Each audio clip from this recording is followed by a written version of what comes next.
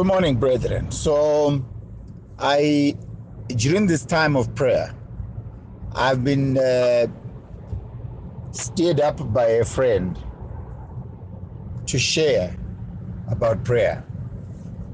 Prayer is supposed to be a life. Like right now, as I'm driving, I'm talking to you and I'm driving. I'm sensing the glory of God over my life. I'm sensing the presence of God around me. And it is during this moment, and whilst we are, during this week of prayer, we need to understand that when you get into prayer and you walk out of prayer still feeling just as normal as when you went in there, your prayer is becoming religious. When you get into prayer, you must sense the presence of God. The Bible tells us that the Holy Spirit lives in us. So when we get into a time of prayer, prayer is about connecting with God and digging deeper the trenches of godliness, the trenches of the presence of God, such that when you pray, the power of God must begin to become manifest over your life, right? We know that we talk about the presence of God is here by faith, okay? But the presence of God must not just be the presence of God by faith. God is not some hypothetical subject matter living somewhere in far space. No, God is living within you.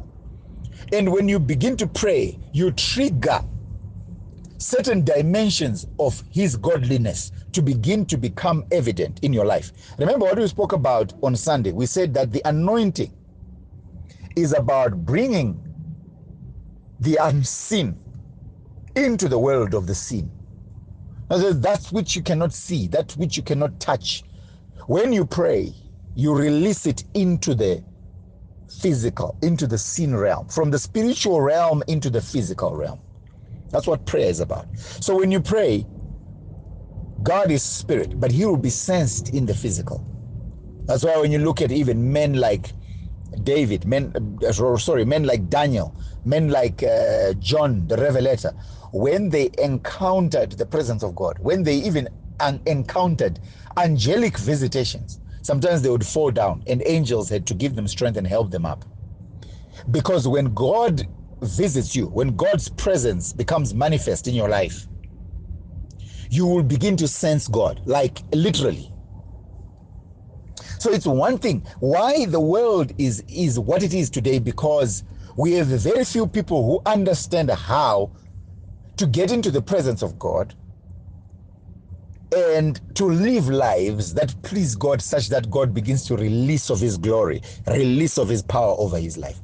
And as we are right now in this time of prayer, I want you to have a desire. Look, people of God, the things of God start from within. They must be a desire inside of your heart. A desire which says, you know what, I want to connect with God. We can give you 100 books, but 100 books may never change you. But there's something called connecting with the heart of God that's going to make you into the woman and the man of God that God destined you to become. So these days, do not misuse them. Do not let them go past without you finding God. Yes, on Friday, we're going to encounter a time when we're together, when we're going to challenge each other in the word and pray together. But even whilst it is still now, use this as an opportunity to allow the power of God to be released on you. So I am just asking you, out of this particular week, just focus on connecting with your God. We have connected with people. Remember that. We have connected with people, and we have connected with some people whom we should not even have connected with in life. People that pulled you down. People that discouraged you. People that were the reason for your downfall in certain instances. People who were the reason for you not to make it in life. Some of you look back and say, if it had not been for so and so, I would be better off. If that young man had not come into my life, I would be better off. If that young woman would not have come into my life, I would be better off. You connected with the wrong person. And even this morning, I dare you to desire to connect with God. Desire today to connect with God.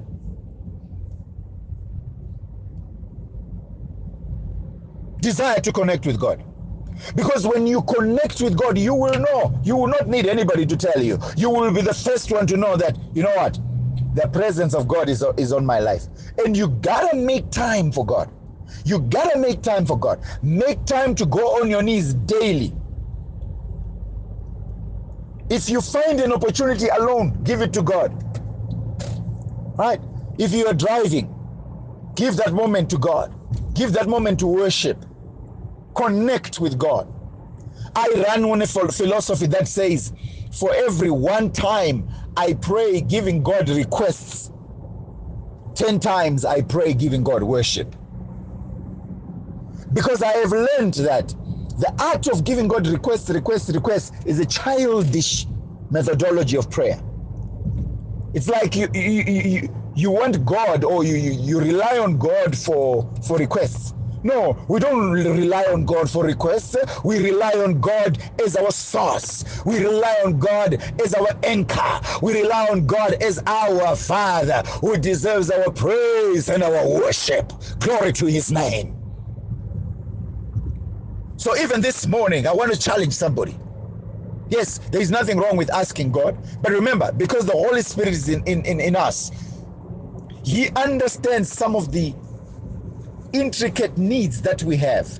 And he understands the need before the need, which you might not even know about. So when you begin to worship him, when you begin to delight yourself in the Lord, the Bible says, he will grant you the desires of your heart in line with his perfect will, saints. In line with his perfect will. So I challenge you today to rise up in prayer. Take this time in prayer and connect with God. Connect with him. Connect with him. As you connect with him, you will begin to see his will. You will begin to understand the revelation of his will, and you will begin to align yourself to it. And the more you align yourself to the will of God, the more God will even begin to give you gifts. Because the Bible tells us that God gives gifts to men. He gives gifts to men. And sometimes some gifts God will begin to give you, you may not even have asked for them.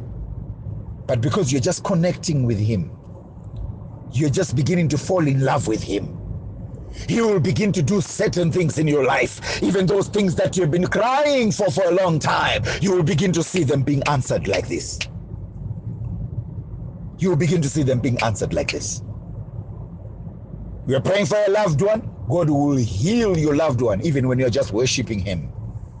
You are desiring God for money, you are desiring God for a job, God will begin to just release that to you, even as you worship, even as you delight in him, even as you delight in his will. I made a commitment to God. I made a commitment to the Lord. 21 years ago, I made a commitment to God. I said, God, for my life, in this race, I will worry myself about your will. You will worry yourself about my issues. My issues will not be my problem. They will be your problem, Lord. My focus for this life that you have given me is to focus on serving you and doing your will. And I have never looked back, and I have never been put to shame. That's why you even hear David, the psalmist, saying, I have been young and now I'm old, yet never have I seen the righteous forsaken, nor his young one begging for bread. That's how faithful God is. When you connect with him, when you connect with his will, his purposes, seek him even during this time, and you will see the doing of the Lord in the land of the living. God bless you.